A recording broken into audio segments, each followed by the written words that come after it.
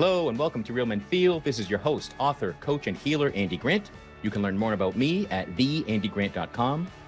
Real Men Feel exists to encourage men to experience and express all of their emotions so they can be their authentic selves. Here in Real Men Feel, we have conversations that most men aren't having, but that all men can benefit from. Today is no exception. My guest today is Dr. Bill DeFranc. He's a licensed psychologist who has worked in schools, hospitals, group practices, and college counseling centers, and had his own parenting consulting business. He was an instructor at Harvard Medical School and has published research in the area of men's gender role socialization. He is a member of the American Psychological Association and its division of men and masculinity studies. Welcome to Real Men Feel, Bill. Thanks, Andy. It's good to be here. So let's start just to level the playing field.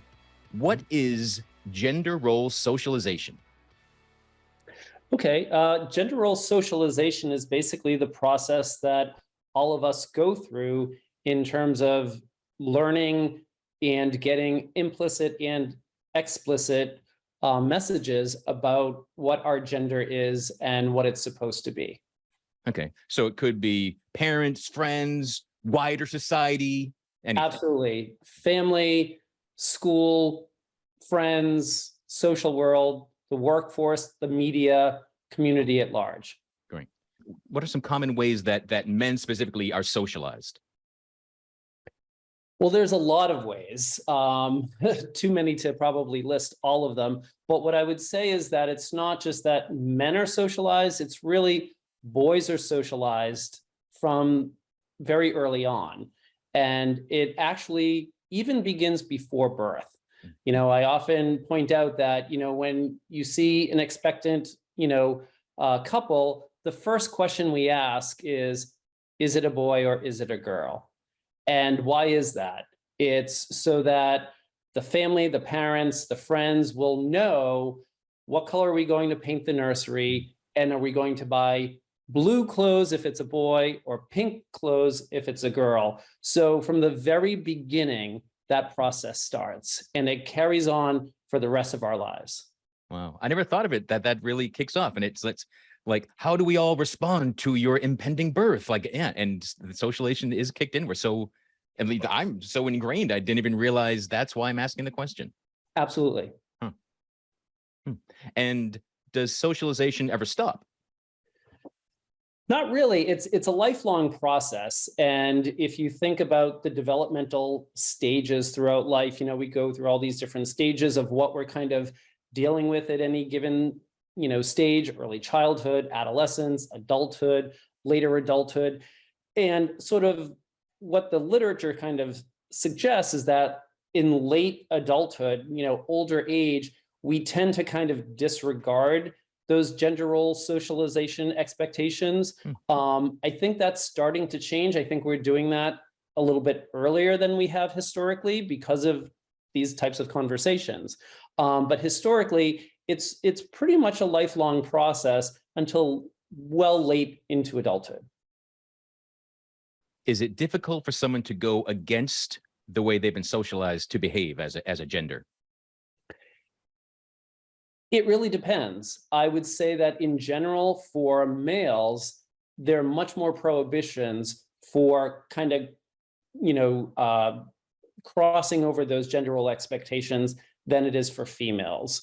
If you think of, children, if a little girl is playing with trucks or climbing trees or playing sports, there tends to be less stigma or repercussions than if a boy of the same age is maybe playing with dolls or with dresses or engaging in some stereotypical female activities. There's much more stigma about that. And again, that's starting to change a little bit, but overall, there's still more consequences for males to do that than there are for females. So is socialization, it's not really good or bad. It just is. It's like it's how we learn and how we survive, really. Absolutely. It just is. It's a process we all go through. And just like other parts of socialization, not just about our gender roles, it can have both positive and negative outcomes. And that's something that is important for us to just think about and say, okay, how are we socializing children? How are we socializing, young adults? And what are the ramifications of that? Are those, are there potentially positive outcomes, or are there potentially negative outcomes? It seems to me that people are considering those outcomes more recently than a generation or two ago. Is that accurate? Yes, absolutely. I think we're kind of looking at sort of the root causes of some problematic behaviors, results of things, and kind of tracing it back to, oh, there's this socialization process. There are certain issues that are more problematic for women. There are certain issues that are more problematic for men. So clearly gender plays a role in that, and kind of looking at, well, why is that? And when did that start? And how did that start? And that's the whole process of gender role socialization.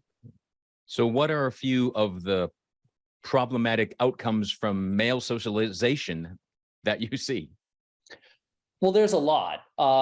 We could look at, just if we look at some of the statistics, that men are at greater risk for a number of, physical health problems, heart disease. Men die by suicide far more frequently than women. They die from drug overdoses. They're much more violent offenders, in the jails, in the, justice system. So there's a lot of negative consequences that have real life and death kind of results. And, that's an important thing to look at. Well, why is that? Why is that more of an issue for men? And obviously the reasons for that are multifaceted, but you can't deny that there is a gender role socialization component to that, because again, a lot of it has to do with the messages. Why are certain behaviors acceptable for men and not for women? Why are some acceptable for women and not for men? And it's when they get really restrictive and rigid that's when a lot of these problems tend to occur. And is that the case for any sort of socialization? The more strict the rules are, the more trouble there is? Generally, I mean, when there's any kind of rigidity and there can't be some flexibility, it's that black or white thinking. If you can't see shades of gray, it's going to be a problem. And that's when we have these larger societal issues of oppression or sexism or racism, all the other isms. It tends to be because we get very rigid in our thinking. There's a right way and a wrong way. A few months ago, I had Dr. Jed Diamond on, and he shared some global research on death rates, and found just being male increased your risk of just death from anything. Absolutely. Men historically, are bigger risk takers. They don't seek, medical help as much. And we die at a younger age than women, on average. So when you kind of factor in all of those components, it places us at greater risk. What are some of the beneficial outcomes from gender role socialization for men these days? Sure. And I'm glad you bring that up, because there tends to be this, movement, there was the sort of men's rights movement in the 1970s, followed by, the women's lib movement. And in sort of, more modern times, we're hearing a lot about toxic masculinity and the problems with that. And the pendulum has kind of shifted so much that people start getting really angry and defensive and saying, oh, just being a man, we're bashing men, and being a man is bad, and we're all supposed to be feminine, we're supposed to be like women, and we're not supposed to be men. And that's not the case at all. There are a lot of positive things that are tied into, traditional gender roles for men. Being successful, being competitive, leadership abilities, being a protector, being a provider, those are all neutral or positive qualities.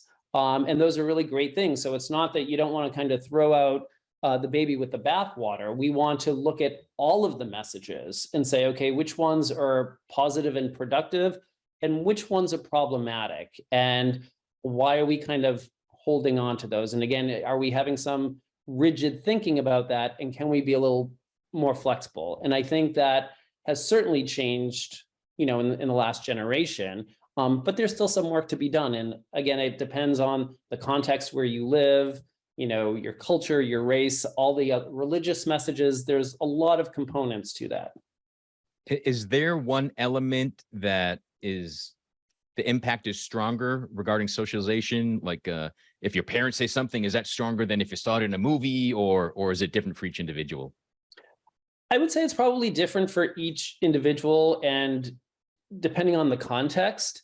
Because again, for example, everybody's families are different, right? So, the impact of parents in a two-parent home is going to be different than the impact of parents, from a single parent family or where there's extended family, versus, somebody who maybe goes to an all-male school, such as I did, versus co-ed schools, versus if you're in an all-male institution, that could be, the military or predominantly male, or the prison system. Different things are going to have different, degrees of impact on the individual. What about the age a child is? Is it kind of the oldest messages stick the hardest and the longest, or does that have nothing to do with it? I think it's a cumulative effect, because if we're getting these messages from early childhood and they're being reinforced, as we get into, middle childhood, they're getting reinforced when we're adolescents, they're being reinforced when we're young adults, then that's going to have a much more lasting impact. Whereas if we get some of these messages early on, and that kind of diffuses over time, because again, our context is different, then there's going to be, some buffering effect, just like with everything, we get messages from our family that, when we're 18, when we go off to college, maybe we kind of shed some of those values, some of those beliefs, and some of us will keep them, so it really kind of depends on an individual situation. And you had mentioned toxic masculinity earlier. So I wonder, would you share your definition of what that is? Sure. I think it's really kind of that rigid adherence to a number of problematic aspects of gender role expectations. And there's a lot of different terms out there. In my research, I was looking at things called gender role conflict, gender role stress, gender role strain. And basically, it's that internal emotional conflict that we feel that can really have some negative effects. So if we're thinking about, if I feel like I must always succeed and compete and win, whether that's on the ball field, in the classroom, in the workforce, if all I can do is win and I define my male identity, my manhood, my masculinity to always winning, that's going to create some problems. If it's the issue of, I can't show emotion because as a man, I shouldn't do that, that's going to create problems. And we can see that in so many situations. We can see how that affects, relationships. We can see how that affects, parenthood, marriage, and then again, it can have a lot of negative consequences in a lot of ways. So that if we adhere to that too strictly, that's where it becomes really toxic, as does anything. It could be a political view, it could be a religious belief. If we're really kind of rigid and we can't see another perspective or listen to another perspective, that's pretty toxic. Great. Yeah, because the people that get upset about that seem to think the term toxic masculinity means masculinity is toxic. Right. It's just no, it's just on the spectrum of masculinity, there's an aspect that is too much, too strict, too rigid, and that can be toxic. Absolutely. Okay, got it. Beautiful. And you mentioned gender role conflict. And so that does not mean the genders at war with each other. It's much more the inner conflict of socialization I was taught and actually how I'm feeling or living. Right. And when there's some conflict about that, if I feel like, well, I'm supposed to succeed, I'm supposed to win, but I'm not getting a 4.0 in college, I'm not winning, I'm a failure as a man, or I'm not making partner at the law firm, so I'm a failure, or, I'm not the most competitive athlete on the field, I'm less than, and that impacts a man's mental health And we see all sorts of problems with that, where it leads to, again, dysfunctional relationships. It can lead to substance abuse. It can lead to suicide. So it can be really problematic. What got you interested in this as a field of study and work? It's a good question. So I had known I wanted to be a psychologist, since I was young. Kind of always knew, that's what I was going to do in college. I was going to go to grad school. And in grad school, in a doctoral program, you got to write a dissertation, you've got to learn to do research, and you get paired up with an advisor who's doing research. And then it was almost accidental that I was working with one professor on one topic of research, and that professor left and took the research program with them. So I had to be assigned to a different advisor, and it was just sort of happenstance.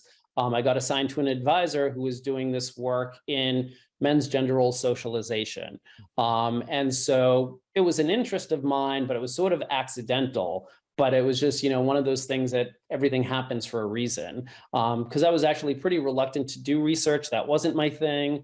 And in order to do research, or at least for myself, it had to be something I was interested in, because you spend a lot of your life, you're eating, drinking, breathing this topic until you defend that dissertation. And so for me, this was a personal topic I could relate to. It was something that I was seeing in clinical work. And I was also at that time, I had a young son. And so the whole thought of what does it mean to have a son, and how do I raise a son, and how do I want to raise him the same way I was raised or differently, all of those things were kind of happening while this, was happening in grad school, and it just kind of made sense. And so I kind of stuck with that, and pursued that line of research. And then I was interested in doing that clinically in my work as well. Was there anything that surprised you in your research? Probably a lot of things. Just the whole field of research and how it's done and what it focuses on. And, it was at a time when there was a lot of focus on, for example, there was a psychology of women course that was being taught in my department and in a lot of departments around the country. And that was what you took if you were interested in gender. And I always thought it was interesting, well, how can there be a psychology of women if there's not a psychology of men course being offered? And part of that was because there wasn't really being research done on that, because sort of the response to that was, well, all the research, it's on men. So everything that we're learning is really kind of based on men. And so we needed to focus on women and women's experience of depression or anxiety or whatever the case may be. But there wasn't something saying, well, let's look specifically at men. So, when I was in grad school, that was sort of an up and coming field. And, but there was a lot of kind of pushback, if you said you were kind of studying that, so I was kind of surprised at, again, that sort of reverse sexism in the academic and the research world. How did all that research affect you as a father? A lot. For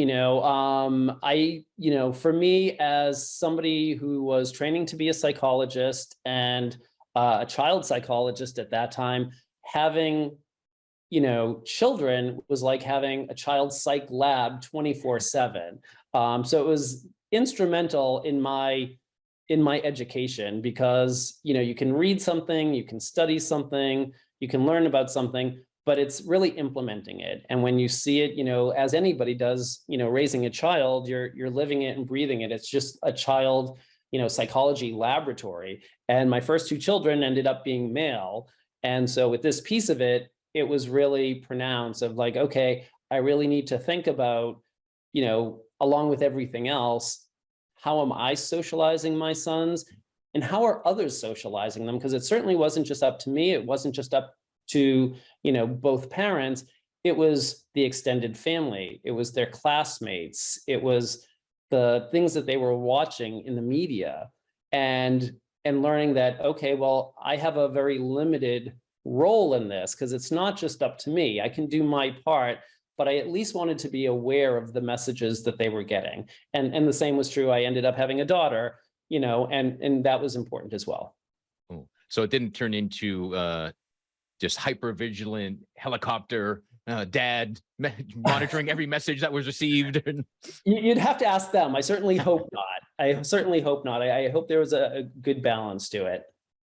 Were there conscious changes from the way that you were raised, that you raised your children?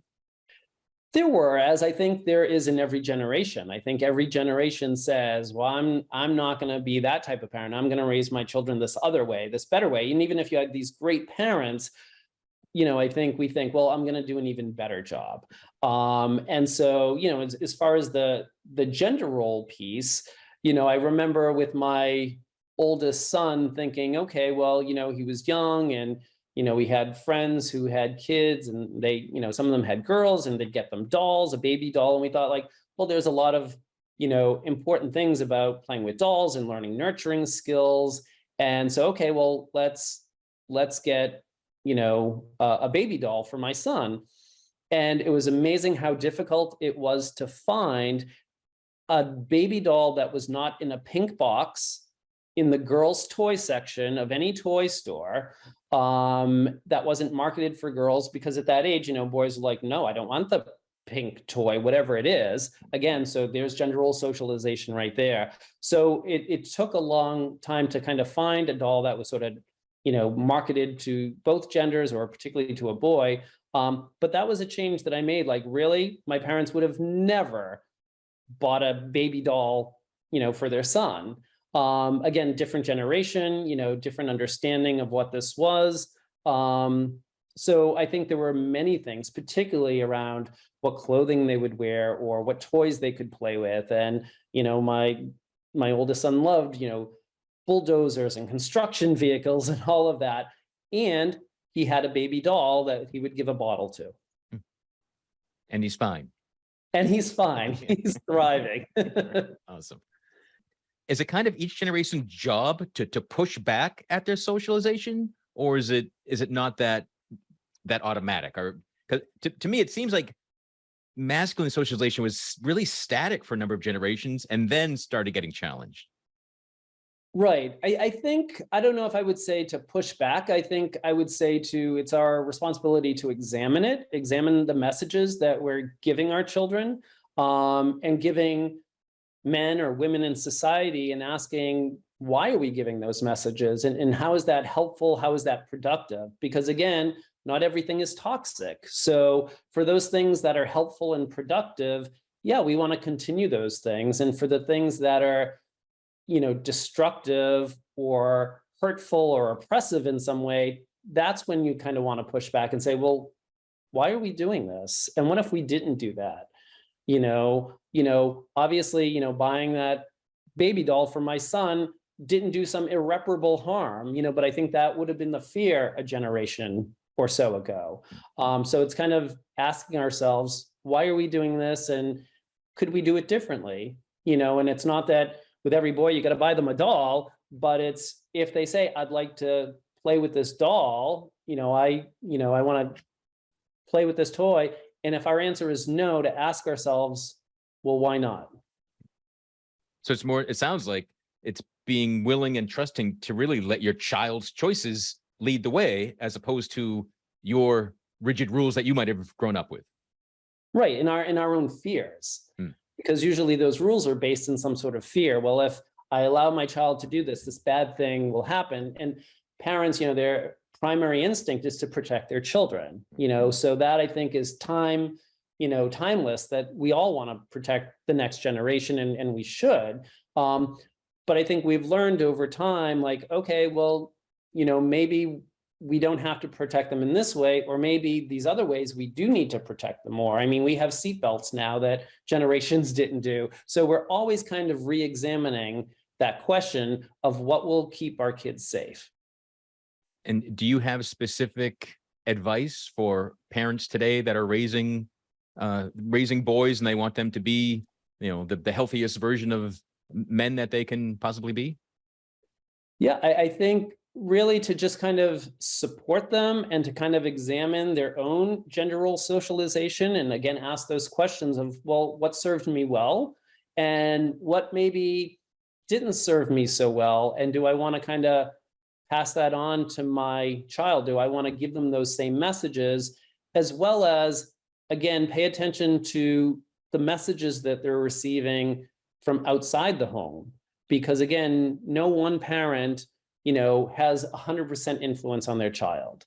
And so you can be as progressive or be as open with gender role socialization or with anything, but to be aware that, but they're getting other messages, and to communicate with them and talk with them, and have those conversations about, oh, why do you want to play with that? Or why can't you do this? Or who told you you couldn't do that? And what do you think about that?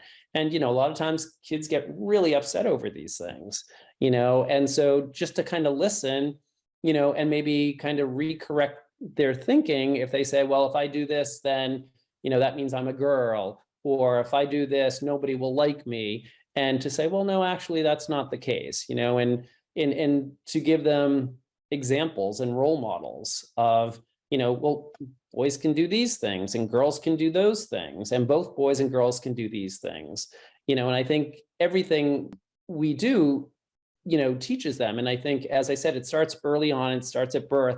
And I think just the language that we use, and again, we've seen changes in language. We use the term firefighter, not fireman anymore, or postal worker, not the mailman.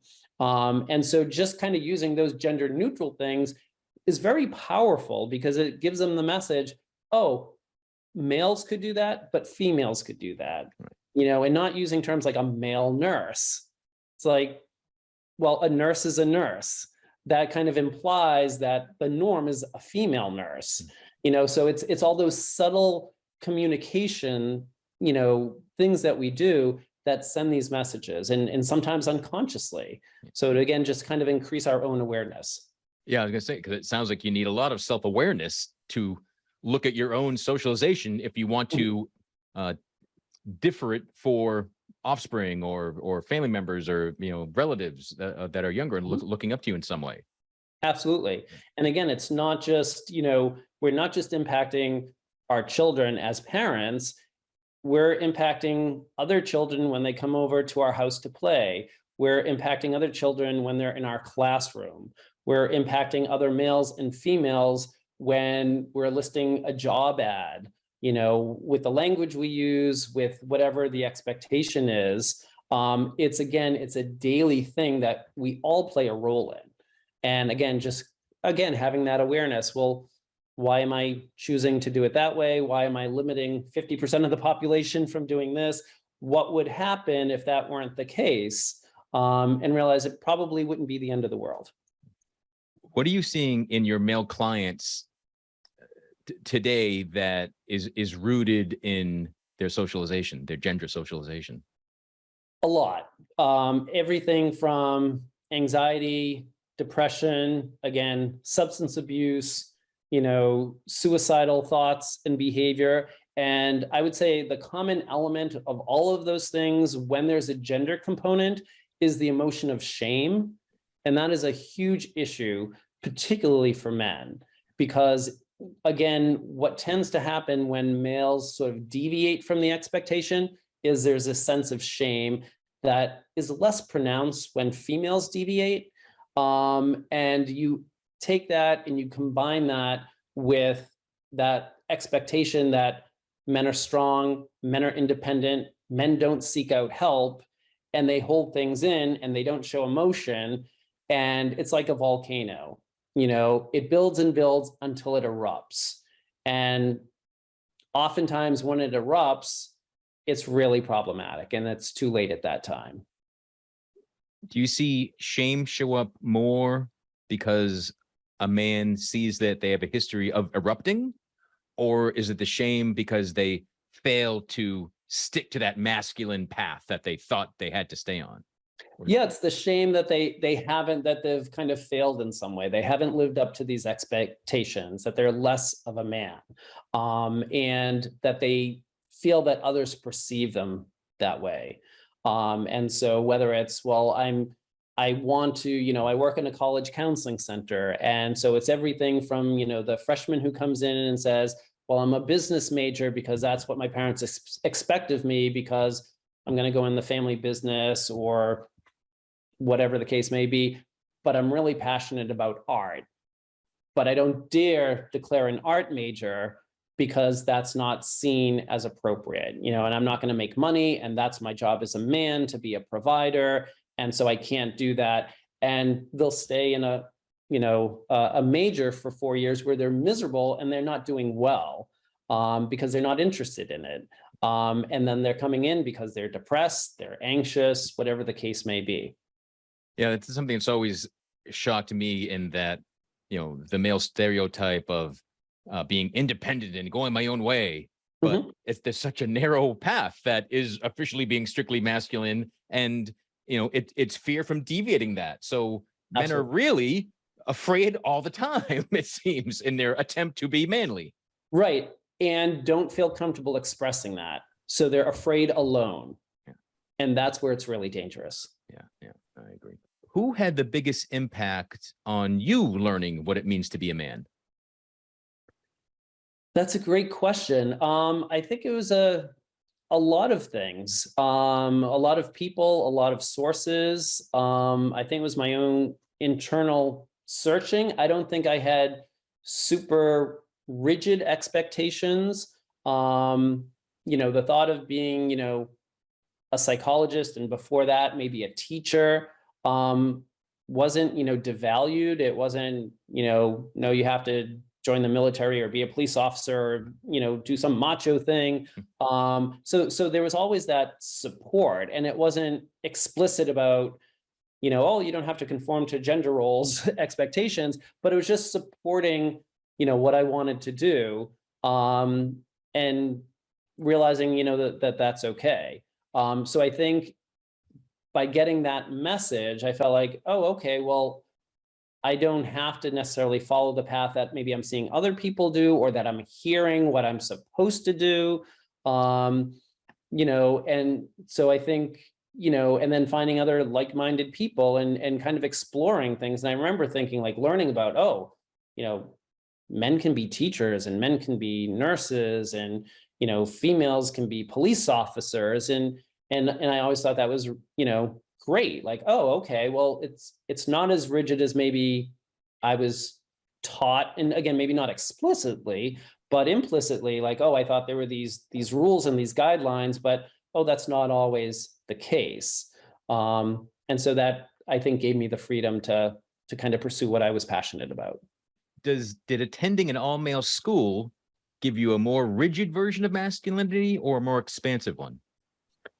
It's a great question, because I've thought about that from time, and I had never really had planned to go to, an all boys high school. I had, been in co-ed school up until then. And it was just that, this really good, college prep school that I went to was an all boys school. Didn't know if I would get in, but, did well academically, and I got in, and I was a little concerned. I'm like, well, I don't know what this is going to be like. Just, because again, all that gender role stuff of the competitiveness of, you're supposed to excel at sports. And this was a very sports oriented school.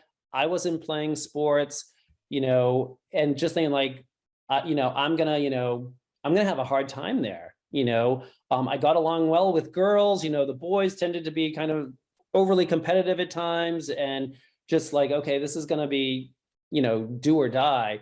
And that wasn't my experience. And I think because when you just have males, everybody kind of fills the role. There's the, successful, success-oriented males, the athletic, competitive males, but then you also have more nurturing males, the funny males, the artistic males. We still had an art program, we had a music program, so those were males as well. So I got to see more of a balance. And I think that surprised me because, again, my image of boys, men, was skewed.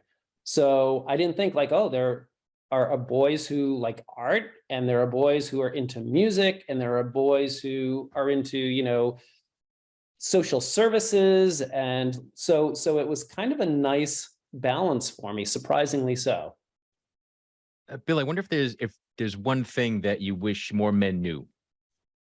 One thing. It can be more than one, but Yeah, I think maybe from my clinical experience, and this kind of maybe sums up a lot of what we've been talking about, is that I try to give the male clients the message that it's okay to ask for help, and that's actually a sign of strength. Because so many feel that it's a weakness, a sign of weakness.